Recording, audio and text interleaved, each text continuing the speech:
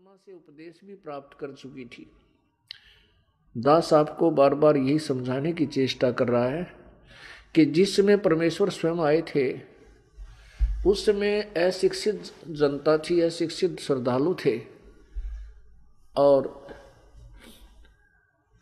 अक्षर ज्ञान प्राप्त केवल एक ही वर्ग किया करता था जिसे ब्राह्मण कहते थे। यही कारण रहा था कि वो बहन कितनी श्रद्धालु थी, प्रभु को चाहने वाली थी, परंतु उसका जो उद्देश्य था वो बिल्कुल गलत था। उद्देश्य क्या था कि उसने गुरुजी तो बना रखा था कबीर परमेश्वर जी को, उस बहन ने चंद्र प्रभा ने परमेश्वर को, कबीर परमेश्वर जी को गुरु धारण भी कर रखा था और पूजा वही करती थी जो गेसी पिटी जिनको परमात्मा मना किया करते थे कि पत्थर पूजे हरि मिले तो मैं पूजूं पहाड़, और ताते वो चक्की भली जो पीस खावे संसार। तुम्हारे उस मिट्टी के भगवान थे, पत्थर के भगवान से तो यदि तुम उसके पूजने से परमात्मा प्राप्ति मानते हो तो मैं पहाड़ को पूज दूं जिससे शीघ्र मिले, क्योंकि वो बड़ा पत्थर है। और तुम्हारे उस मिट्टी के भगवान से अच्छी तो पत्थर के भगवान से अच्छी तो वो पत्थर के पाट युक्त चक्की जो हाथ से आटा पीसने की चक्की होती थी। कहते वो चक्की अच्छी जिससे कम से कम आटा तो पीस देता वो पत्थर। परमात्मा यही ज्ञान रह कर दिया करते थे कि मंदिर के अंदर प्रभु नहीं है, मंदिर में केवल प्रभु का चित्र है। प्रभु से काम बनेगा, प्रभु से लाभ होगा, चित्र से नहीं। जैसे सेब का चित्र पत्थर का बनाकर रख ले मूर्ति, और बहुत खूबसूरत और बिल्कुल जो कि तो मिलती जुलती होती है, और उस सेब की मूर्ति की ही पूजा करते रहें, उसी को उठाकर रखते रहें, बार बार उसकी जो है ना धूप दीप करते रहें, नहीं, वो सेब की पत्थर की मूर्ति खाने योग्य नहीं है। वह उस सेब ढूंढना पड़ेगा, वो सेब लेना पड़ेगा। सेब प्राप्त कैसे होगा? उसके लिए पहले मजदूरी करनी होगी, मजदूरी करके 2 पैसे जेब में डालने होंगे, रुपए। उन रुपयों के, उस धन के प्रतिफल में हम उस सेब को खा सकेंगे, उसका आनंद ले सकेंगे। ऐसे ही हम परमात्मा के प्राप्ति रूपी सत्य साधना रूपी मजदूरी करेंगे। इस भक्ति के धन से हम परमात्मा को प्राप्त करेंगे, उस मूर्ति की पूजा करने से नहीं। अब वो बहन चंद्र प्रभा कबीर जी को तो एक साधारण संत भक्त मानती थी, संत मानती थी, गुरु जी मानती थी, और जगन्नाथपुरी में रखी उन बिना बगैर पंजे के हाथों वाली मूर्ति को वो भगवान मानती थी। इसी भ्रम को निवारण करने के लिए प्रभु ने ये लीला की, एक तीर से 2 शिकार किए। उधर से वीर सिंह जी भी उनको परमात्मा नहीं मान पा रहे थे, उनको केवल एक संत और गुरु ही मानते थे। परमात्मा कहते हैं कि गुरु मानुष कर जानते ते नर कहिए अंध, होवे दुखी संसार में आज्ञा यम के फंद। कबीर गुरु गोविंद दोनों खड़े, गुरु गोविंद दोनों खड़े, किसके लागू पाए, बलिहारी गुरु अपना जिन गोविंद दियो मिलाए।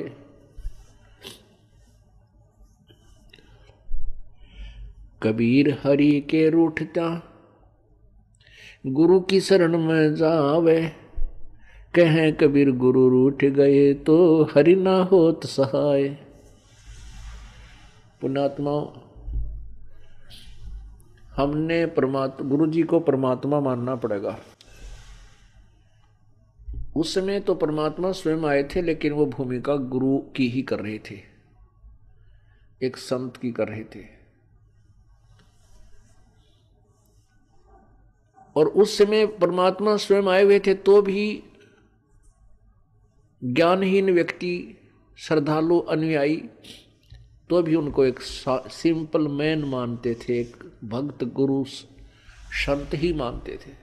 क्योंकि ऐसे सिक्त व्यक्ति जो होते हैं वो ज्ञान के तह तक नहीं पहुंच पाते। कितनी बार समझा लिया प्रभु ने, लेकिन एक वो अक्षर ज्ञान युक्त अज्ञानी संस्कृत भाषा बोल कर और उस भोली आत्माओं को गुमराह कर देता था कि तुम्हारा गुरु तो अशिक्षित है, उसको अक्षर ज्ञान है ही नहीं, वो वेदों और गीता के बारे में जानता ही नहीं, वो तो कोई बकवाद घड़ता है, झूठ बोलता है। तो हम वो अनुयायी जो प्रभु के थे वो विचलित हो जाते थे और वो मान लेते थे उस अज्ञानी ज्ञान अक्षर ज्ञान युक्त प्राणी की इन बातों को कि सचमुच हमारे गुरु जी तो अशिक्षित हैं, इसलिए ये वेदों और गीता को तो नहीं जान सकते। और वेदों और गीता जी के बारे में तो ब्राह्मण लोग ही सही बताते हैं, पुराणों के विषय में यही सही जानते हैं, क्योंकि सभी पुराण, सभी पवित्र सदग्रंथ, पवित्र गीता जी, पवित्र चारों वेद, पवित्र पुराण सभी संस्कृत लैंग्वेज के अंदर लिपिबद्ध है। इस बात का वो नाजायज फायदा उठाएंगे। परमात्मा ने इसलिए ये समय सेलेक्ट किया, ये टाइम सेलेक्ट किया कि पिछली पीढ़ी के अंदर शिक्षित होगा सारा समाज, उस समय ये मेरे को पहचान पाएंगे मेरे बच्चे, और इन काल के दूतों को ये धिक्कार देंगे, ठुकरा देंगे, छोड़ देंगे, त्याग देंगे। गुरु मानुष कर जानते ते नर कई है अंध, ओए दुखी संसार में आगे यम के फंद। पुण्यात्मा, अज्ञान की इतनी गहरी छाप हमारे ऊपर हो चुकी है कि हम परमात्मा की परिभाषा से अपरिचित हैं। हम परमात्मा को निराकार मानते हैं। ये अज्ञानी संत, ऋषि, महर्षि और गुरुजन परमात्मा को निराकार बताते रहे, जबकि हमारे सब सदग्रंथ और जिन महापुरुषों ने परमात्मा के दर्शन हुए उन्होंने अपनी अमृतवाणी में परमात्मा को साकार बताया है और मनुष्य सदृश बताया है, मनुष्य जैसा। लेकिन उनके शरीर के मटेरियल में और हमारे शरीर के मटेरियल में बहुत अंतर है। परमेश्वर का शरीर तेज पुंज का है, उनके शरीर की शोभा बहुत ही अधिक है। करोड़ सूर्य और करोड़ चंद्रमा की मिली जुली रोशनी भी उनके एक रोमकूप की रोशनी से फीकी है। वो साकार हैं और मनुष्य सदृश हैं। परमात्मा के उस स्वरूप को चरम दृष्टि से नहीं देखा जा सकता, उसको केवल दिव्य दृष्टि से देखा जा सकता है। और परमात्मा जब यहाँ आते हैं अपने उस अत्यधिक तेजों में शरीर के ऊपर एक हल्का ओवरकोट डालकर अपने शरीर के उस वास्तविक तेज को कुछ छुपा करके यहाँ प्रकट होते हैं, सहशरीर आते हैं और सहशरीर चली जाते हैं। उसमें वे एक संत, भक्त, हंस और एक जनसाधारण की भूमिका करते हैं। परमात्मा पाने के लिए गुरु जी, गुरु बनाना अति आवश्यक है। राम कृष्ण से कौन बड़ो, उन्हों भी गुरु कीन, तीन लोक के वे धनी, गुरु अग अधीन। राम कृष्ण बड़तेपुर राजा, तिन गुरु बंद कीन निज काजा। कहते हैं राम कृष्ण से तो तुम किसी को बड़ा नहीं मानते। उन श्री रामचंद्र जी ने और श्री कृष्ण चंद्र जी ने भी गुरु बनाए और वो तीन लोक के मालिक भी गुरु जी के समक्ष नतमस्तक रहे। एक गुरु मर्यादा में रहे। श्री रामचंद्र जी ने वशिष्ठ जी को गुरु बनाया और श्री कृष्णचंद्र जी ने दुर्वासा जी को आध्यात्मिक गुरु बनाया। श्री कृष्ण जी के संदीपनी जो थे वो अक्षर ज्ञान के गुरु थे, उन्होंने उनको अक्षर ज्ञान सिखाया था। गुरु मानुष कर जानते, अब ये तो सिद्ध हुआ कि गुरु का होना अति आवश्यक है। आध्यात्मिक अपने इस ज्ञान आध्यात्मिक मार्ग को, आध्यात्मिक क्रियाओं को सफल करने के लिए, परमात्मा प्राप्ति के लिए गुरु जी का होना अति आवश्यक है। अब गुरु जी के प्रति हमारा कैसा व्यवहार बर्ताव हो। गुरु गोविंद कर जानियो, रहिए शब्द समाये, मिले तो दंडवत बंदगी, नहीं पल पल जान लगावे। कहते हैं परमात्मा स्वयं संकेत कर रहे हैं कि गुरु गोविंद कर जानियो, गुरु जी को भगवान मानकर चलना और उनकी आज्ञा का पालन करना, उनके द्वारा दिए गए मंत्र का खूब डट के साधना करना, भजन करना श्रद्धा से। और जब भी आपको मिले दंडोत प्रणाम कीजिए। यदि आपसे दूर हैं तो पल पल उन्हीं का ध्यान कीजिए।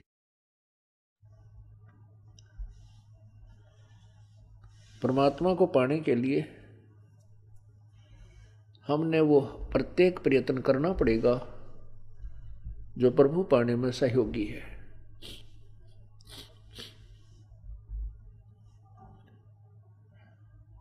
जैसे ये दास है, उसमें तो परमात्मा स्वयं आए थे, अब ये दास बेच दिया अपना। ये दास भगवान नहीं है, लेकिन परमात्मा के नियम अनुसार आप जी ने इस दास को भगवान के तुल्य मानना होगा। आपने परमात्मा मानना होगा। फॉर एग्जाम्पल, जैसे एक मैथमेटिक्स का, गणित का एक प्रश्न होता है ऋण का, उसके अंदर मूलधन ज्ञात करना होता है। मूलधन ज्ञात करना होता है, उसमें सपोज करना होता है, उसमें मानना होता है, मान लीजिए मूलधन 100 रुपये। वो जो मूलधन हमने ज्ञात करना होता है वो तो लाखों और करोड़ों में होता है, लेकिन 100 रुपये मूलधन मानकर फिर दर निकाली जाती है। उस दर को मल्टीप्लाई करके फिर वो वास्तविक मूलधन निकाला जाता है। जब तक 100 रुपये मूलधन नहीं मानेंगे तब तक वो वास्तविक मूलधन आपको प्राप्त नहीं हो सकता, आपका प्रश्न हल नहीं हो सकता और आपको 0 नंबर मिलेंगे। इसी प्रकार ये भक्ति, आध्यात्मिक परमात्मा प्राप्ति रूपी जो प्रश्न है, ये इक्वेशन है, ये क्वेश्चन है, इसको हल करने के लिए, इसको सोल्व करने के लिए आपने इस दास को भगवान मानना पड़ेगा। तब आपकी आध्यात्मिक क्रियाएं सफल होंगी। जैसे आप यहां से जाओगे, आपने परमात्मा देखा नहीं है, आपने इस दास को देखा है, वो परमेश्वर इस दास का रूप धारण करके आपके समक्ष वहां खड़ा होगा। अब जैसा जिसका व्यवहार इस दास के प्रति यहां है वो वैसा ही करेगा। जैसा आपका इस दास के प्रति आपके मन में दोष या श्रद्धा है वो ज्यों की त्यों वहां होगी। जब आपकी वहां एक बार फिर जो है पछोड़ लाओगा परमात्मा, आपके पास भक्ति धन भी है, आपके अंदर गुरु जी के प्रति वह श्रद्धा नहीं है जितनी भगवान के प्रति होनी चाहिए, तो भी आप वहां से रिजेक्टेड हो जाओगे त्रिकुटी के ऊपर।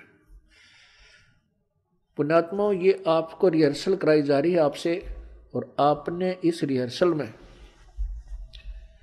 इस दास को प्रभु मानकर व्यवहार करना है, परमात्मा जानकर हर तरह की क्रिया करनी है। बोलते समय, चालते समय, अंदर में कोई विशेष गुरु जी के विषय में विवेचन करते समय आपने ये जानना पड़ेगा कि जैसे हम भगवान के बारे में सोच रहे हैं, आपने ये विचार करना चाहिए कि हम गुरु जी के बारे में क्या सोच रहे, नहीं, हम भगवान के बारे में सोच रहे हैं। यदि इस दास में कोई दोष देख रहे हो तो आप परमात्मा में दोष देख रहे हो, या तो फिर त्याग जाइए, यहां से चले जाइए। आपको ऐसे गुरु की आवश्यकता नहीं जिसमें आप दोष निकाल रहे हो।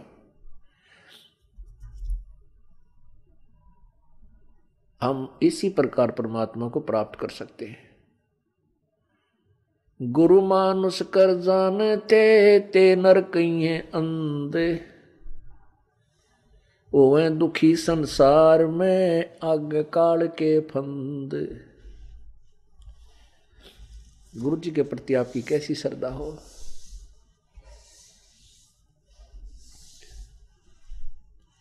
जैसे वो बहन चंद्र प्रभा